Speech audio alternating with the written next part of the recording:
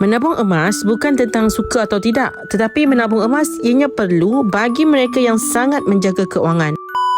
Cuba kita perhatikan, ada tak mana-mana zaman yang inflasi tak telan nilai duit kita? Tak ada kan? Nilai duit kita dulu tak pernah kekal pun hingga hari ini. Tengoklah RM50 dulu dengan hari ini. Kalau kita simpan beratus ribu dalam bentuk duit, nilainya makin kecil, kuasa beli makin hilang. Tetapi berbeza dengan emas, emas adalah pelindung kekayaan. Mereka yang simpan emas fizikal di tangan, kekayaan dah dikeluarkan daripada sistem keuangan. Tak siapa pun tahu jumlah sebenar kekayaan penyimpan emas. Takut nak simpan dekat tangan? Simpan di dalam akaun emas Gap. Public Gold bantu simpankan emas secara percuma.